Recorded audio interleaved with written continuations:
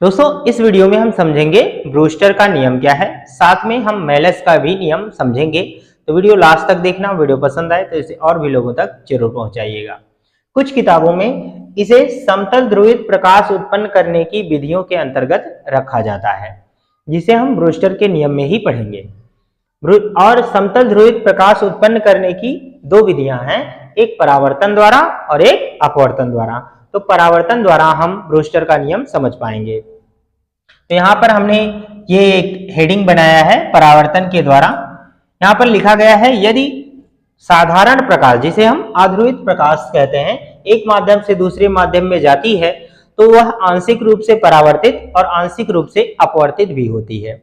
आपने देखा होगा कि कभी कभी हम देखते हैं कि शीशा जो होता है वो आर पार दिखाई देने के लिए होता है, लेकिन अगर कभी आप शीशे के सामने खड़े हों तो आप देखते हैं कि आपका हल्का फुल्का प्रतिबिंब दिखाई भी देता है।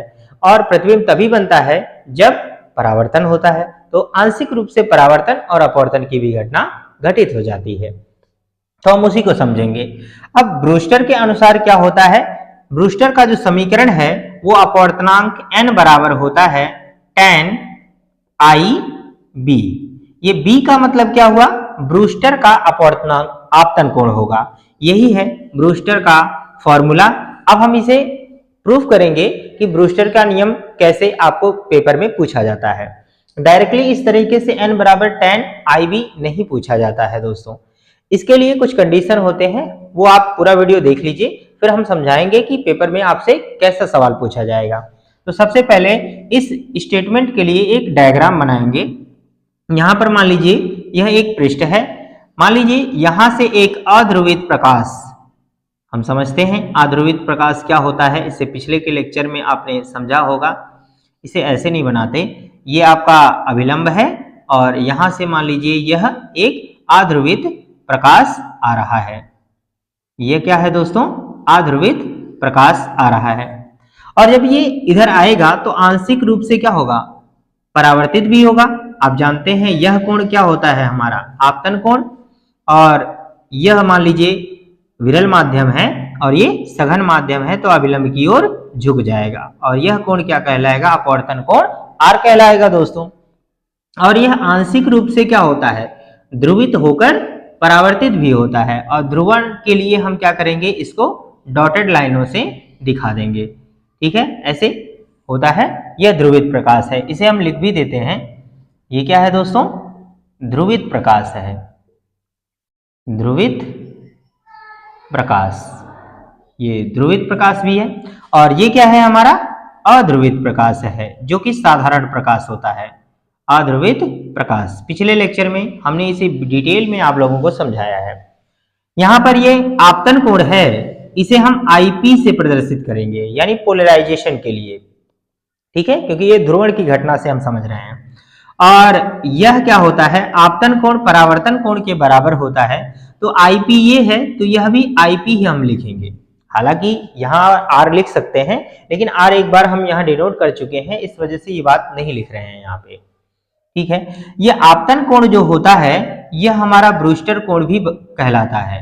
ठीक है, जिसके लिए यह परावर्तित किरण और अपवर्तित किरण के बीच में 90 डिग्री का एंगल होगा, वह आपतन कोण ब्रूस्टर कोण कहलाएगा दोस्तों। क्या कह रहे हैं हम, जिसके लिए परावर्तित और अपवर्तित किरण के बीच ये वाला जो एंगल बन रहा है यहाँ पे 90 डिग्री होगा, वह आपतन कोण क्या कहलाएगा, ब्रूस्टर कोण कहलाएगा। ठीक है, और यही ब्रूस्टर कोण आपको यहाँ पे दिखाया गया है। तो अब हम समझेंगे, यहाँ पर ये बात लिख भी लीजिएगा कि IP बराबर किसके होगा दोस्तों, IB के। ठीक है, यानी आपतन कोण ही ब्रूस्टर कोण हो जाता है, लेकिन तब होगा जब परावर्तित किरण और अपवर्तित किरण के बीच का एंगल क्या होगा, 90। और पेपर में यही बात पूछी भी जाती है कि ब्रूस्टर के नियम से सिद्ध कीजिए कि परावर्तित किरण और अपवर्तित किरण के बीच 90 डिग्री का एंगल होता है। और इसी बात को आपको प्रूफ करना है। कैसे करेंगे, इसे हम इक्वेशन नंबर फर्स्ट दे देते हैं। और हम जानते हैं कि स्नेल का नियम क्या होता है। स्नेल के नियम से, स्नेल के नियम से, स्नेल का नियम दोस्तों होता है n बराबर साइन I बटे साइन R होता है दोस्तों। अब I के लिए तो हम IP ही लिखेंगे ना, ये हो जाएगा हमारा समीकरण नंबर दोस्तों 2 हो जाएगा। समीकरण 1 और 2 को देखिएगा, यहां पर लिखते हैं समीकरण 1 व 2 से, तो हम देखेंगे कि बायां पक्ष बराबर है तो दायां पक्ष भी बराबर होगा, तो हम कह सकते हैं कि tan IB और बराबर हो जाएगा sin IP और अपॉन sin R हो जाएगा। अब tan को हम sin और cos के पदों में व्यक्त कर सकते हैं, तो आइए देखते हैं आगे क्या करना है हमें।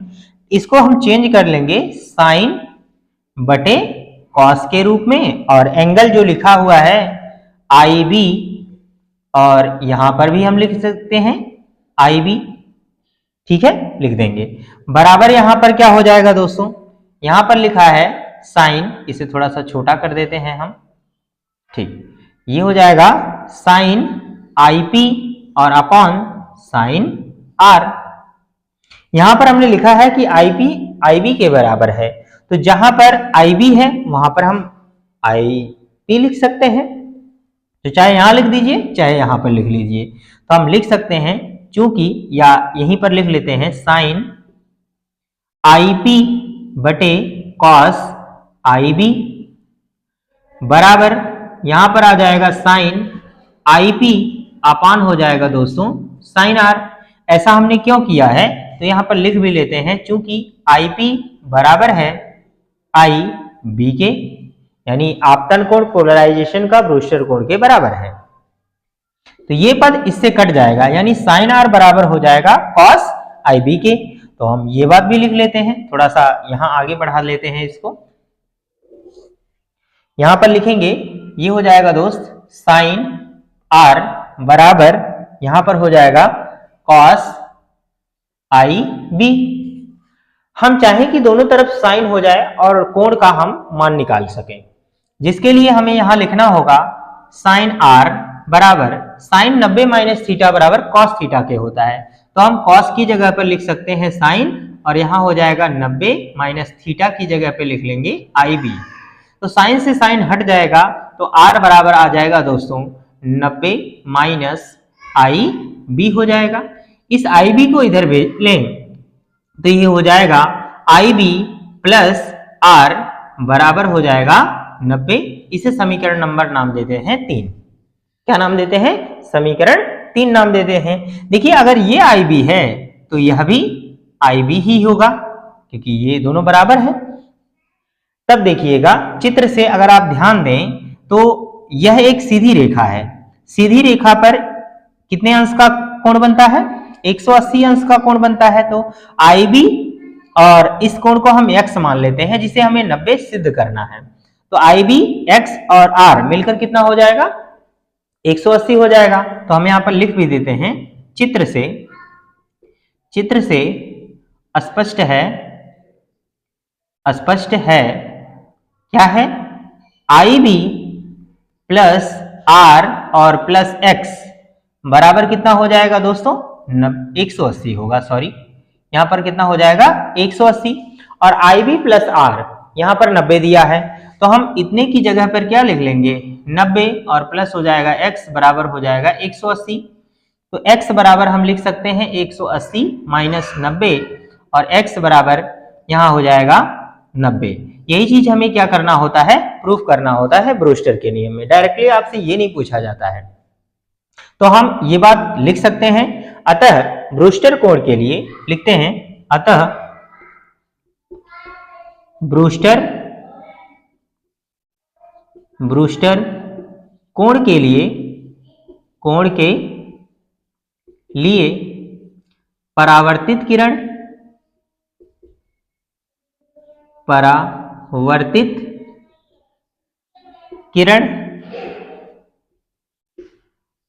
तथा अपवर्तित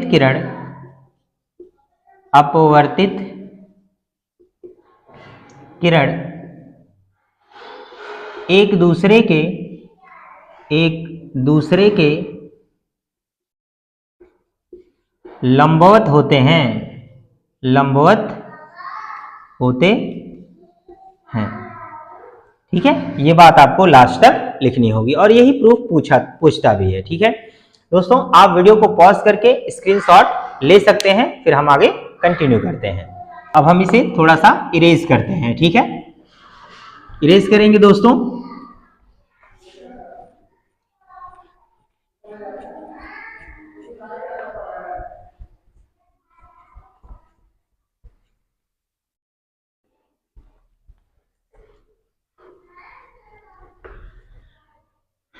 दिल दीवाना जाने कब खो गया। अब हम समझेंगे एक छोटा सा टॉपिक, मेलस का नियम, जिसमें एक छोटा सा फॉर्मूला हम डिराइव करेंगे। दोस्तों, कोरोना काल में ब्रूस्टर के नियम को हटा दिया गया था, फिर से 2024 में ब्रूस्टर के नियम को लगा दिया गया है। तो उम्मीद करता हूं कि ब्रूस्टर का नियम जरूर पेपर में पूछे जाने की संभावना रहेगी, तो आप इसे अच्छे से जरूर तैयार कर लीजिएगा। अब हम यहाँ पर एक और टॉपिक लिखेंगे जिसे कहेंगे मेलस का नियम। क्या कहेंगे? मेलस का नियम। ठीक है, अब यहां पर लिखेंगे मेलस के अनुसार, मेलस के अनुसार, मेलस के अनुसार पोलराइड, यदि क्रिस्टल, चाहे पोलराइड या टूरमैलिन, यदि क्रिस्टल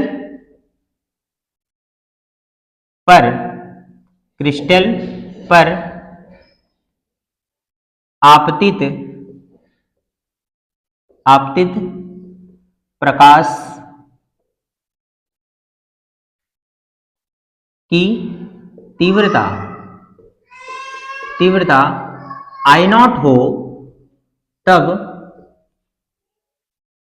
क्रिस्टल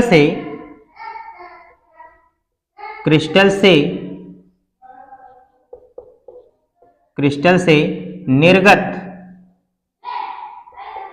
प्रकाश की तीव्रता कितनी हो जाएगी? I बराबर I0 cos स्क्वायर थीटा। ये फॉर्मूला होगा दोस्तों, इसे आप जरूर लर्न करिएगा। ये I का मतलब इंटेंसिटी है, ठीक है, जिससे हम निर्गत प्रकाश की तीव्रता निकाल सकते हैं। I0 का मतलब आप जानते हैं पीक वैल्यू होता है, इसे करंट मत समझिएगा, ये इंटेंसिटी है लाइट की। दोस्तों, आपको ये वीडियो कैसा लगा हमें कमेंट सेक्शन में अपनी ओपिनियन जरूर दीजिएगा, ताकि हम और वीडियो इससे भी बेहतर बनाने का बिल्कुल प्रयास कर सकते हैं। मिलते हैं अगली वीडियो में एक और नए कंटेंट के साथ। तब तक के लिए आप अपना ख्याल रखिए, स्वस्थ रहें, मस्त रहें। All the very best.